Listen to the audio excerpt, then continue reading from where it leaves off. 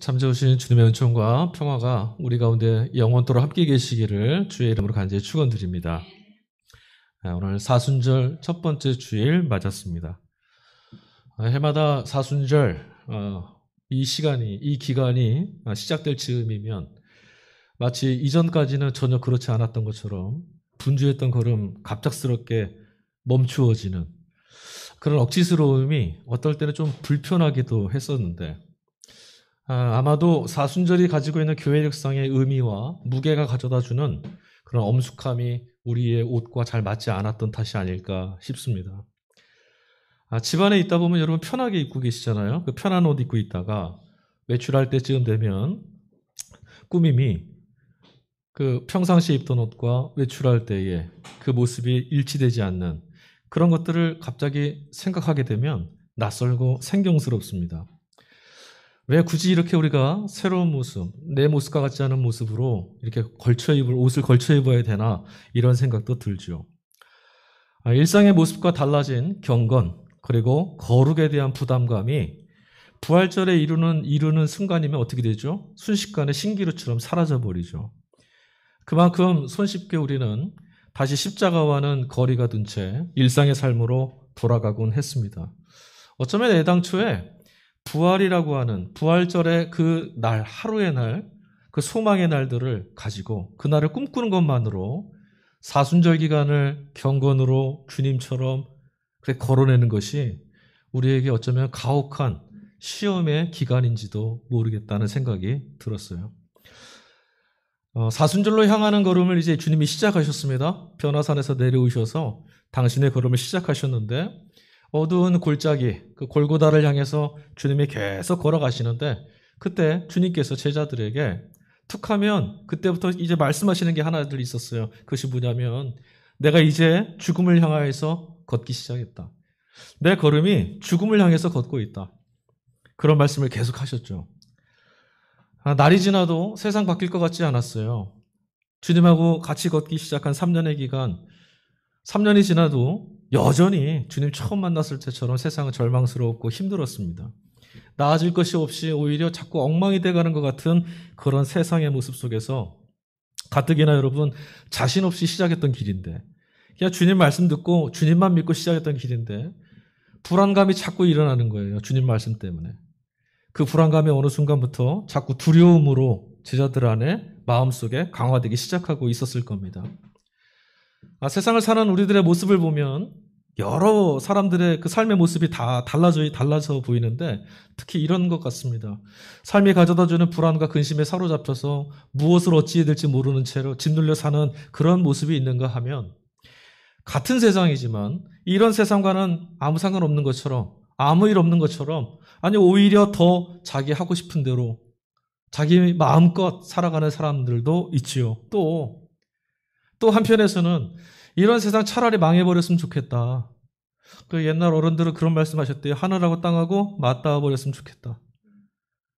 얼마나 속상하고 얼마나 견디기 힘들어서 그런 말 하겠어요. 그렇게 사는 사람들도 있습니다. 그러나 여러분 그때나 지금이나 하나님의 잇대어 살아가는 사람들 그들에게는 이런 것 때문에 저런 것 때문이 아니라 하나님 없이 살아가는 세상이 절망일 수밖에 없는 거죠. 마치 숨을 쉬어야 될 공기가 자꾸 희박해져 가서 가슴이 답답해져 오고 이러다가 죽는 것 아니야? 이제 곧 끝날 것 같구나. 이런 막막함에 자꾸 짓눌리는 것처럼 신앙을 갖고 있는 사람들 눈에는 하나님을 잃어버린 세상이 자꾸 답답해 보입니다. 여러분은 어떻게 보이시는지 모르겠어요. 한 주간을 살아내신 여러분의 삶에 여러분이 둘러다보시는 세상의 모습이 어떻게 보였는지 오늘 같이 읽은 일독서 본문의 구약 본문이죠. 창세기. 같이 말씀을 읽었어요. 그런데 이 창세기 말씀을 기록했던 성서 기자는 당시에 자신이 보았던 세상을 이렇게 우리에게 소개해 줍니다. 창세기 6장 11절 말씀에 그때 온 땅이 하나님 앞에 부패하여 포악함이 땅에 가득한지라. 땅에 부패함과 악독함, 포악함이 가득했다. 하나님 앞에서. 그런 세상이었다라고 성서 기자가 말하고 있습니다. 이 짧은 한마디 속에 망하는 것 외에는 다른 길이 없을 만큼 엉망진창이 되어버린 이 세상에 대해서 절망했던 성서 기자의 이 절절한 아픔이 고스란히 우리에게 느껴지지 않습니까? 여러분, 오늘 우리들이 바라보고 있는 세상의 모습은 어떻습니까? 이 창세기 기자가 보았던 세상과 다를까요? 창세기 기자가 보았던 하나님 앞에 포악하고 악독하고 패악한 세상이었다는 그 세상과 달리 지금은 어떻습니까? 하나님 앞에서 선하고 아름답고 살만한 세상이 되었을까요? 여러분, 오늘 우리들이 바라보는 세상, 여러분, 환경오염 때문에 생태계가 이미 다 파괴되었다고 합니다. 그 증거가 우리가 지금 다 마스크를 끼고 있죠. 코로나 같은 세균, 바이러스, 이런 질병들, 치명적인 질병들이 우리의 삶을 자꾸 찾아오고 있어요. 그뿐 아닙니다. 북극에 있는 빙하가 자꾸 녹고 있다고 합니다. 여러분, 얼음 덩어리 하나 녹는 게 뭐 대수일까? 그렇지 않아요. 북극에 있는 얼음이 녹는다는 얘기는 해수면이 올라가는 건데, 해수면이 오르고 해수면의 온도가 오르기 시작하면 2도, 3도 오르기 시작하면 큰일 납니다. 지금도 보세요. 온갖 기상이변들이 속출하고 있잖아요. 그 피해가 고스란히 어디로 오고 있습니까? 바로 우리의 뒤를 따라올 우리의 후배들의 몫으로 고스란히 지금 쥐어져 있어요. 수많은 학자들이요, 여러분, 발전과 성장을 향한 이 무분별한 걸음이 멈추어지지 않으면 지구의 종말은 멀지 않았다 경고하고 있습니다. 그런데 여러분, 세상은 모두 탐욕에 취해서 누구 하나 이 말을 귀담아 듣지 않습니다. 자신들이 바라보는 앞만 향해서 막 달려갑니다. 결국 이렇게 가면 망하고 말 게 분명하죠? 어때요, 여러분? 세상에 우리에게 보여준 지표들이 그래, 이대로 가면 곧 망할 거야. 우리 다 그렇게 얘기하고 있어요. 홍수시대. 오늘 우리가 일독서에서 만난 홍수시대. 이때도 마찬가지입니다. 하나님을 등진 인간 역사가 선택했던 길이 바로 패망의 길입니다. 하나님의 뜻대로 살지 않는 인간 삶에 직면해야 될 내일은 종말이에요, 종말. 바로 그 패망의 운명이 홍수 사건이었던 거죠. 하나님의 뜻 가운데 귀 기울이고 하나님의 부르신 삶으로 옮기지 않고 자신이 원하는 대로 자기 속에는 옳은 대로 죽음이 기다리든 절망이 기다리든 패망이 기다리든 관계없이 탐욕을 쫓으며 살아갔던 인간들의 선택이 결국 홍수 사건 불러일으킨 거죠. 그런데 여러분, 우리는 창세기 기자가 전했던 하나님 말씀, 이 사건을 읽으면서 홍수로 인했던 몰살의 책임을 몽땅 하나님께 되돌리고 있어요. 하나님이 사람들을 죽였어. 하나님이 물로 다 심판하셨대. 하나님을 비난하려고 해요. 아니요, 그 책임의 몫은 우리에게 있습니다. 여러분, 지난주에 그런 뉴스 보셨죠? 바다 건너 일본에 있었던 일들. 갑작스럽게 찾아온 강진 때문에 일본이요, 10년 전에 그 땅을 뒤덮었던 쓰나미 공포에 휩싸였다고 해요. 얼마나 무서웠을까요? 트라우마죠. 수많은 사람들이 죽었던 사건 아닙니까? 그만큼 그때 그 무력했던 그날의 기억이 참담했다는 거겠죠. 생각만 해도 안쓰럽고 생각만 해도 우리들의 일, 우리에게 닥친 일이라 생각하니까 끔찍하게 짝이 없더라고요. 그러니 여러분, 오늘 이 시대에 선진국이라는 그 나라에서도 트라우마에 휩싸여서 어찌할 바를 모르는 공포 가운데 짓눌리는 그런 현실인데, 홍수, 고대의 이 사람들에게 이 홍수는 얼마나 잔혹하고 얼마나 절망스러운 사건이고 운명이었을까. 여러분, 말 그대로 홍수가 한번 일어나면 다 끝나는 겁니다. 다 죽는 거예요. 아무것도 남지 않아요. 지금처럼 폐허 가운데 다시 뭐를 일으켜봐, 이런 것 없습니다. 다 사라지는 겁니다. 용케 살아남는다고 해도 트라우마, 그 공포가 자신들 안에 있는 소망을 박박 긁어서 몽땅 다 빼앗아가 버리는, 소망이 바닥나버린 그런 비참한 삶, 매일매일 두려워하는, 언제 하늘에서 비가 내리고 언제 바다에서 그 쓰나미가 몰려오고 땅에 샘이 터져서 홍수가 날까? 과연 여기서 살 수 있을까? 내일은 살 수 있을까? 이 두려움이 그들의 삶을 짓누르고 있었던 그런 현실이었겠죠. 창세기 기자는 삶을 파괴하는 이런 혼돈, 우리들의 인생과 삶을 안정 가운데 살지 못하도록 두려움으로 내모는 이런 혼돈의 힘이 우리 인류의 역사보다 더 깊이 뿌리내리고 있었다는 사실들을 가르쳐 줍니다. 창세기 1장 2절 상반절에 이런 말씀이 있어요. 땅이 혼돈하고 공허하며 흑암이 깊음 위에 있었다. 인간이 창조되기 이전부터 혼돈의 힘이 세상 가운데 있었다는 거예요. 어둠이죠. 두려움, 절망으로 몰아넣는 그 힘이 그 시대에 있었습니다. 하지만 여러분, 한번 등장하고 나타나면 모두 다 절망하고 두려워하는 그럴 혼돈의 힘, 절망으로 떨어지는 그 참혹한 환경에서도 성소기자는 땀을 침범한 혼돈의 신을 무찌르고 사람들이 살아갈 수 있는 세상, 코스모스를 이루어내시는 하나님께 주목하고 있어요. 놀라운 일이에요. 모두 다 두려움 가운데 내몰려서 이렇게 살다 죽는 거야. 내일 어찌 될지 몰라. 이런 세상에서 아니다. 저 어둠을 무찌르시고 우리를 이 땅에 살게 하시는 그런 땅을 만들어내신 하나님이 계시다. 성소기자의 영적인 감수성이 참 예민한 거죠.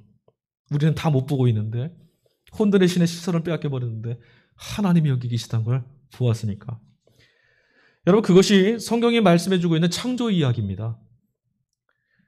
그런데 여러분, 태초에 인간 삶을 파괴시켰던 혼돈을 무찌르시고 하나님 창조를 이루셨는데 물러갔던 혼돈이 다시금 슬그머니 인간 역사 가운데 찾아왔어요.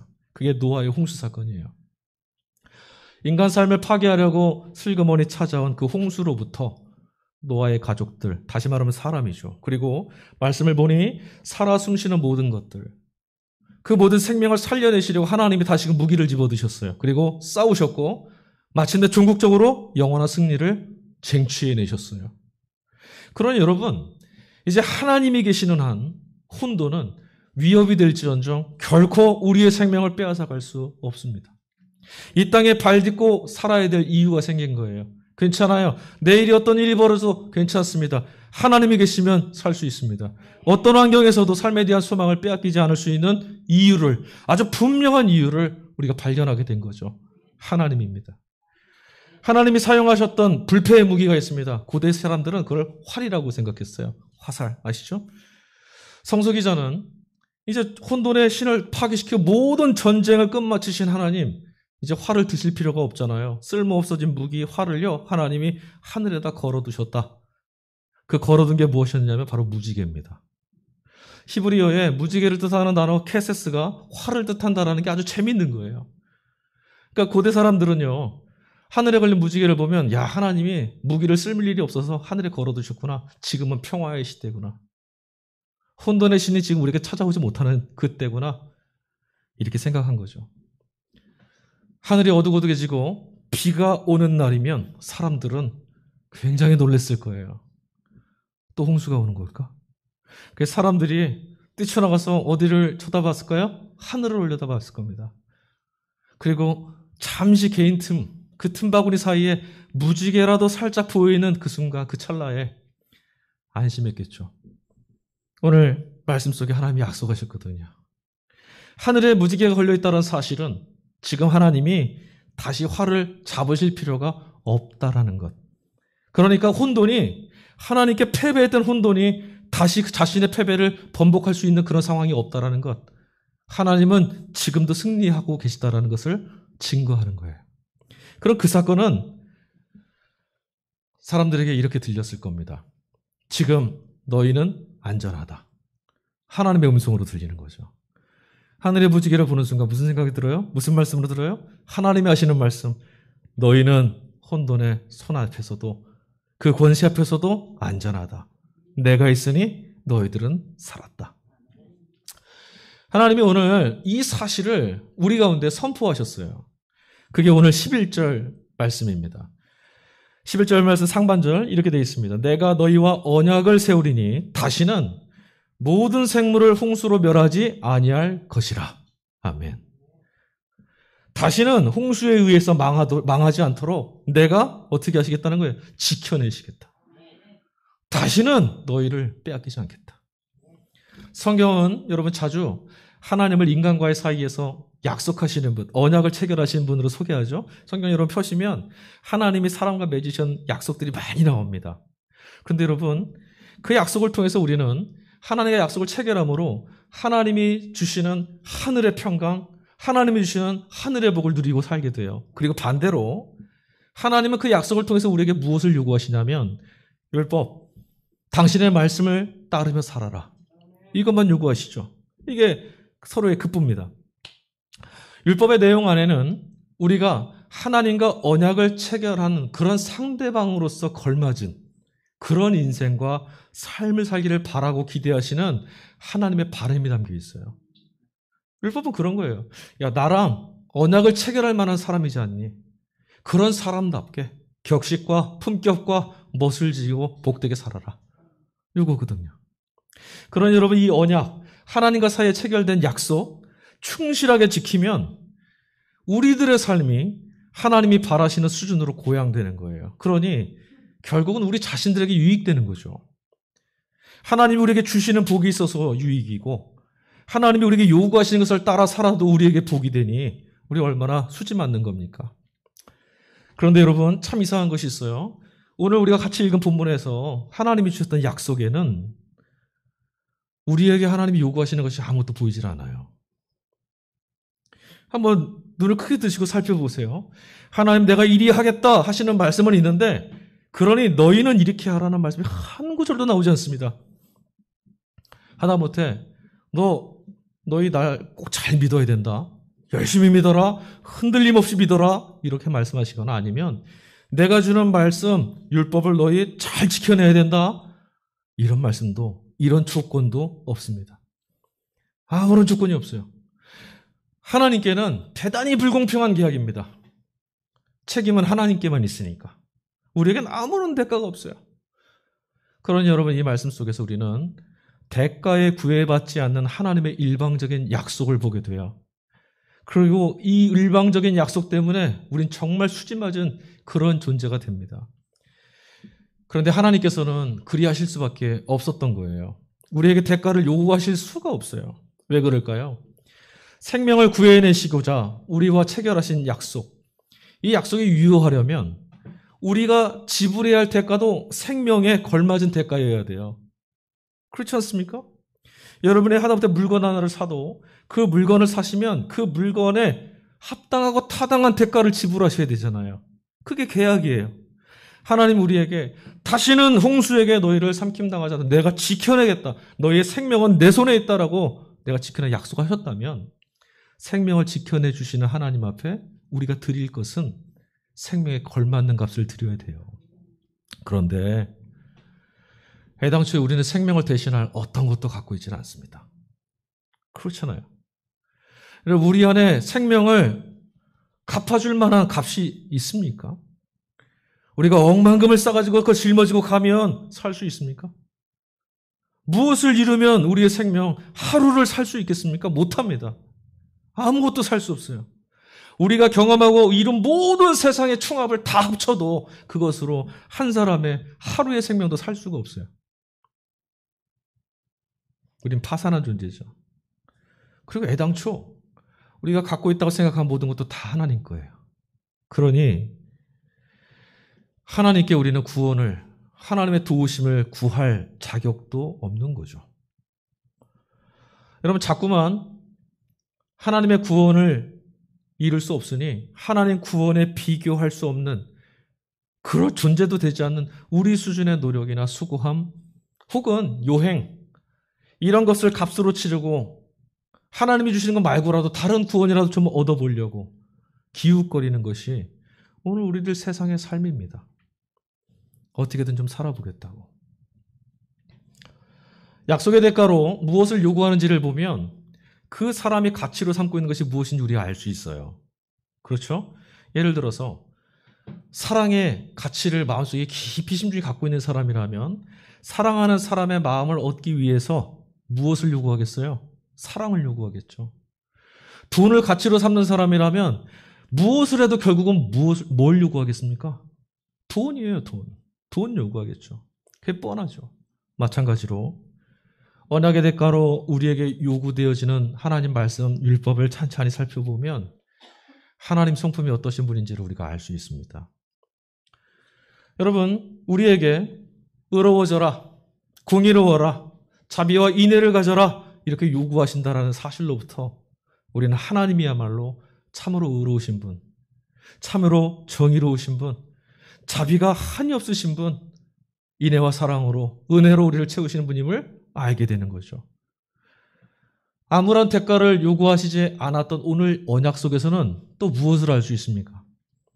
아무런 대가도 요구하지 않으셨는데 그럼 하나님은 어떤 분으로 우리가 발견할 수 있죠? 당신의 자녀들의 생명을 구원함에 있어서는 두 팔을 걷어붙이고 달려가는 용사, 대가를 지불할 수 없는 그런 사람들을 위해서 언제나 자신의 모든 것을 대신 내주시고 어떤 값을 치르고더라도 너 살리고 보자. 이렇게 말씀하시는 분. 값은 얼마 더 들어도 좋다. 너부터 살리고 보자. 이게 하나님이시라는 거예요.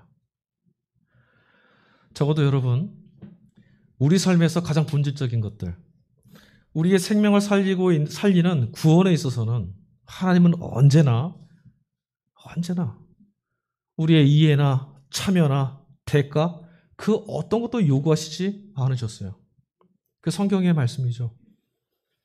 한 번도 우리 생명 살림에 있어서는 요구하시는 대가가 없었습니다. 구약에서도 이렇게 나오고요. 신약에서도 한 번 나와요. 무조건적이고 일방적인 하나님의 언약이. 만약에 여러분 하나님이 일방적인 이런 언약, 일방적인 주도적인 구원의 역사를 행하시지 않으면 어떻게 될까요? 아이러니하게도 여러분 하나님이 이런 성품을 갖고 계시기에 우리가 살 수 있는 겁니다. 하나님께서 무지한 우리들의 이해와 설득을 필요로 하셨다라면, 무능한 우리들의 참여가 필요했다라면, 무력했던 우리의 대가가 우리의 구원을 이루시기 위해서 필요했다라면 우리는 결코 구원받을 수 없습니다. 여러분 죽어가는 환자 앞에서도 대가를 요구하죠. 그런가 보면 또 하다못해 자신의 자녀를 키우면서도 여러분 우리 안에는 훗날의 노후에 대한 조건을 걸고 있는 얄팍한 그런 마음이 있어요. 그러니 이런 우리로서는 아무런 값을 요구하지 아니하시고 너 살리고 보겠다라고 하는 하나님의 이 숭고한 마음은 헤아릴 수도 없고 닿을 수도 없습니다. 하나님 마음을 잃고 자기 자신에게만 천착하는 이런 옹졸한 마음으로 살다 보니까 세상이 점점 각박해져 가는데 그것을 알면서도 우리는 여전히 하나님을 닮으려고 하지 않습니다. 그래서 우리는 이렇게 질문해 볼 수 않을 수가 없어요. 하나님 도대체 왜 조건 없이 일방적으로 그렇게 우리를 구원하십니까? 이탈리아에 폼페이라고 하는 아주 고대 도시가 있었다고 합니다. 기원 후 79년, 지금 한 2000년쯤 된 거죠. 그 전에 베수비오라고 하는 화산이 폭발이 일어났고 그 폭발로 인해서 2000명이 순식간에 화산재에 생매장됐던 그런 도시예요. 처참함의 상징이죠. 이번 주 중에도 보니까 이탈리아에 또 화산 하나가 또 활화산으로 터졌다고 하는 소식이 있더라고요. 그 폼페이 화산에 터지면서요, 사람들 어찌 살았는지 아무리 높게 살던 낮게 살던 고민이 있던 행복했던 쾌락을 누리며 살던 불행을 끌어안고 살던 관계없이 그 시절을 자기의 뜻대로 살고 있던 사람들이 그 찰나 속에 다 갇혀버렸습니다. 화산재로 굳어져 버렸어요, 순식간에. 그 발굴 속에서 여러분 한켠에서 사람들 마음을 아주 무너지게 만드는 시신을 하나 발견했다고 해요. 어린 자녀를 끌어안은 채 굳어져 있는 어미의 모습입니다.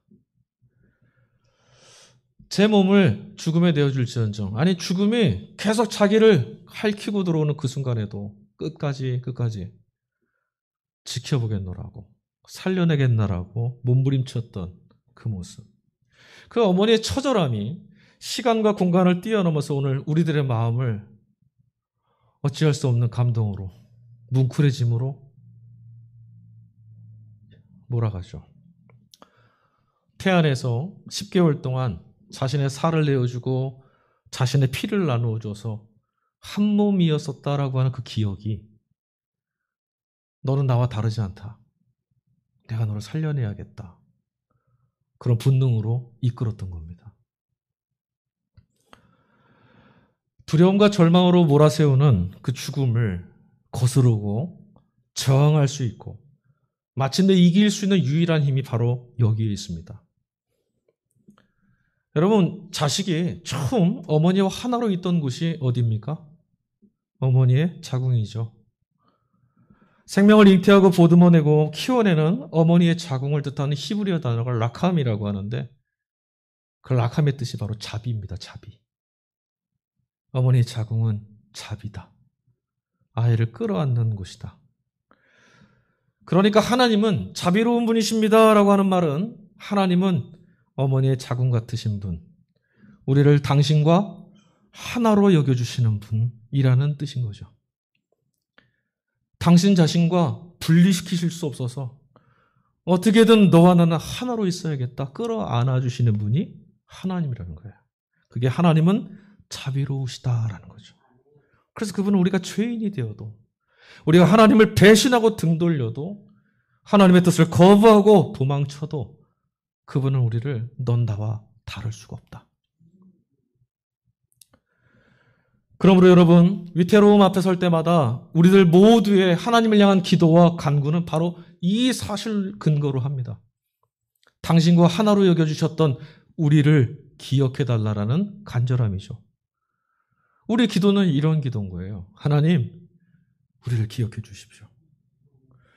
하나님만을 의존하는 믿음, 은혜를 갈망하는 그런 신앙은 우리를 향하신 하나님의 성품에 대한 무한한 신뢰, 하나님이 우리를 떼어놓으실 수가 없는 분이구나, 이 신뢰로부터 출발하는 겁니다. 여러분, 오늘 성서 일가로 주어졌던 1, 2, 3독서와 응송 모두 다 결국 하나의 사실을 우리에게 가르쳐 줍니다. 하나님은 구원하신다. 이 말씀을 가르쳐 주고 있어요. 마가복음을 읽어도 그렇고 베드로전서를 읽어도 그렇고 똑같은 말씀을 우리에게 전해줍니다. 서신서인 이독서 베드로전서 3장 18절에서 22절 말씀을 읽어보면 베드로 사도는 이런 이야기를 우리에게 전해줘요. 십자가 위에서 단번에 죽으심으로 모든 시대와 모든 이들의 구원을 이루셨던 주님이 무덤에 계실 때 영으로 죽음 뒤에 옥에 찾아가서 죽음에 갇혀있는 사람들, 그리고 그 사람들을 붙들고 있는, 죽음으로 붙들고 있는 권세, 그 죽음을 향해서 비로소 자신의 값으로 생명에 대한 모든 값을 치르셨다라고 선포하셨다. 이게 베드로 사도가 전해주는 말이에요. 여러분, 그 말씀 속에서 우리는 무엇을 알 수 있습니까? 죽음의 서슬퍼런 힘 앞에서도 영혼 깊은 곳에서부터 우리가 평안을 얻을 수 있는 근거와 힘이 어디 있는지를 우리는 발견할 수 있습니다. 무엇입니까? 죽음이 앞을 가려도 그리스도께서 구원해내시는 그 사역과 그 걸음을 가로막을 수 없다는 거예요. 예수님께서 우리를 구원하시려고 찾아가시는 걸음은 무엇도 가로막을 수가 없습니다. 죽음조차도 주님의 걸음을 저지할 수 없었어요. 삼독서 마가복음 말씀인데요. 마가복음 1장 9절 이후의 말씀을 보면 예수님께서 공생애를 시작하시기 전에 광야로 향하셨던 장면을 주목하는 것을 알 수 있습니다. 여러분, 예수님이 왜 광야로 가셨죠? 왜 시험을 받으러 가신 겁니까? 왜 시험 받으신 거예요? 무엇 때문에 주님께서 광야로 가셨을까? 광야는 여러분, 죽음이 실세로 도사리는 땅이죠. 결코 낭만적인 땅이 아닙니다. 현실의 땅입니다. 아주 무서운 땅입니다. 전갈이 있고요. 복충이 있고요. 마실 것들이 없습니다. 바람이 불면 얼어 죽을 수도 있습니다. 광야는 삼킬 자를 찾는 음험하고 사악한 이들이 사는 땅입니다. 그리고 누구나 한 발만 삐끗하면 죽음으로 내몰릴 수 있는 그런 땅이죠. 어쩌면 오늘 우리는 모두 이런 위태로움에 내몰려서 살고 있는지도 모르겠습니다. 우리가 사는 곳이 바로 이런 땅이 되어버린 거죠. 그러나 여러분, 본래 이런 땅도, 이 광야도, 죽음의 땅이라고 내몰리는 이런 버려진 땅도 하나님이 창조하신 땅입니다. 그런데 왜? 어쩌다가 이렇게 척박하고 거칠은 버려진 땅이 되고 말았을까요? 여러분, 마귀가 도사리고 있는 곳은 그것이 어디든 사람이 살 수 없는 죽음의 땅이 되는 겁니다. 그러나 여러분, 우리들 마음이라 할지라도 당장의 은혜가 사라지고 마귀가 도사리면 그 순간 거치기 짝이 없는 광야가 되고 만다는 겁니다. 그 앞에서 우리의 믿음은 곤두박질 치죠. 우리 신앙은 깨어지길 일쑤입니다. 그러나 하나님께 잇된 믿음을 가지고 이런 광야를 향해서 뚜벅뚜벅 걸어가신 주님의 힘찬 걸음을 볼 때 소망이 생깁니다. 왜요? 마귀의 사특하고 간사한 그 음모와 계략을 깨뜨려서 당신 백성들을 삼키지 못하도록, 다시는 자기의 백성들을 삼키는 도구가 되지 못하도록 무력화시키시려고 주님께서는 우리의 설득이나 우리의 이해와 관계없이 일방적으로 자신의 목숨을 걸고 광야로 들어가셨어요. 그리고 우리를 구원해 내셨죠. 예수님이 광야에서 받으셨던 마귀로부터 받은 그 세 가지 시험이 우리를 자유케 합니다. 오늘 우리가 세상에서 경험하는 불행과 허무함과 괴로움과 비참함이 다 주님이 마귀에게 받은 그 시험의 내용들 아닙니까? 돌을 떡이 되게 하라. 어찌 먹고 살 것이냐는 두려움. 성전에서 한번 뛰어내려보라. 하나님이 어딨냐고 하는 시험하려고 하는 이 마음들. 내 발 앞에 무릎을 꿇어라. 세상 만국을 너에게 주겠다. 영광을 얻고자 하는 이 탐욕. 마귀가 가져다주는 모든 괴계가 주님 때문에 벗겨졌어요. 우리는 그 괴계에 속지 않습니다. 그것 때문에 우리 인생을 하나님이 주신 생명을 내어던지지 않습니다. 주님이 우리를 구원해 내셨으니 복음인 거죠. 광야로 들어가신 예수님을 보면서 우리는 기쁨을 얻는 거예요. 아, 하나님이 우리를 저 마귀의 삼키는 입에서 건져내 주셨구나. 여러분, 사순절 첫 주입니다. 앞서도 설교 시작하면서 말씀드렸죠. 이 기간 되면 우리는 자기를 비우고 절제하고 희생하고 거룩하게 살아야 된다고 하는 이 결심에 분주해 왔습니다. 그리고 그런 부담을 경건이라 생각하면서 우리 살아왔었죠. 그러나 여러분, 오늘 우리에게 주어진 하나님 말씀, 우리에게 주시는 이 말씀을 듣고 오늘 우리는 무언가 잘못됐다는 것을 깨달아야 합니다. 여러분, 부인하고 비워내는 것이 먼저가 아닙니다. 우리가 먼저 해야 될 것이 있습니다. 그게 무엇일까요? 우리는 하나님의 위대한 일을 이루어낼 수 있는 그런 존재가 아닙니다. 우리는 또 그렇게 할 수 있는 존재도 아니고 그럴 능력도 없죠. 모든 구원은 우리를 위해서 일하시는 일방적인 하나님의 역사 아닙니까? 오늘 성서일과 본문의 독서들을 통해서 하나님 우리에게 말씀하십니다. 죄인을 당신과 하나로 여겨주시는 하나님의 전적인 은혜, 하나님의 구원에 반응하고 응답하며 사는 것. 이것이 우리가 할 수 있는 일이고 해야만 하는 일이고 사순절에 우리가 걸어가야 될 길인 겁니다. 자비로우신 주님의 전적인 은혜와 일방적인 그 구원, 여러분 깊이 실감하셔야 됩니다. 우리로서 할 수 없는 일들을 하나님이 우리로서 저것이 구원인 줄도 모른 채 찾지도 못하는 우리를 구원하시려고 너와 내가 다르지 않아서 내가 너를 끌어안고 있어야 되기에 값을 치르겠노라고 행하셨던 그 주님을, 그 하나님의 사랑을 깊이 누리는 거죠. 그리고 감사하는 것, 그것이 최선입니다. 여러분, 우리를 하나님께서 당신과 하나라고 여겨주셨음을 기억해달라는 것이 우리의 기도라고 그랬죠. 하나님 나를 기억해 주십시오. 그러고 보니까 부끄러웠어요. 나는 하나님께 당신이 나를 하나로 여겨주신 그런 존재 왜 잊고 계십니까? 하나님 기억해 주십시오 라고 기도했었는데 하나님의 구원에 응답하는 나의 삶은 하나님과 한 몸 되려고 하지 않았고 주님과 하나 되기 위해서 걷지 않았다라는 거죠. 여러분, 선하신 의지로 능히 죄와 죽음, 모든 환난으로부터 능히 우리를 구원해내시는 그 하나님만 믿는 것, 또한 주의 구원으로 인해서 기뻐하고 감사할 수 있는 이런 복된 존재가 되었다는 사실들을 기억해내는 것, 그래서 그 주님께 우리의 영적인 모든 시선들을 하나로 모아서 그 길을 따라서 걷는 것이 바로 이 사순절 기간에 우리가 해야 될 일이고 이 사순절의 순례의 길 동안 우리가 걸어내야 될 것. 아, 우리는 하나님께 그 은혜 가운데 사로잡힌 자고 그 은혜에 반응하며 사는 자구나. 자꾸 우리 내면을 바꿔가는 것. 이것이 우리가 해야 될 일들인 거죠. 예수님은 여러분 하나님만 믿으면서 사셨죠?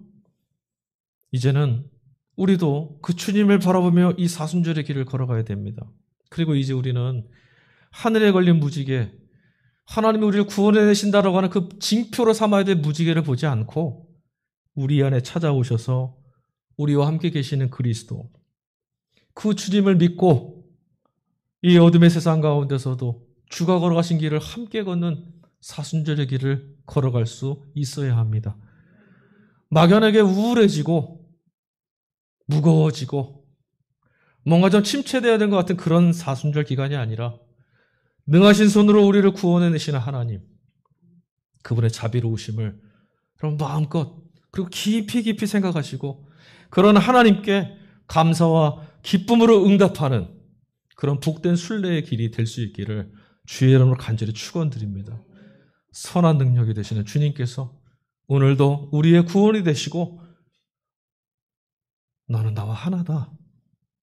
내가 너와 하나가 되겠다. 찾아오신 그 주님이 우리와 동행해 주실 것입니다. 아멘. 우리 이 시간에 찬양 한 곡 같이 부르시죠. 우리가 구원해낼 수 있는 것은 아무것도 없습니다. 주님의 선하신 능력이, 그 일방적인 사랑이, 그 자비로우심이, 너야말로 내가 나와 하나 삼은 존재라고 하시는 하나님이 구원을 이루어 가시는 거죠. 우리 이 찬양 부릅시다. 선한 능력으로 주께서 우리를 구원하실 것입니다. 같이 찬양하겠습니다.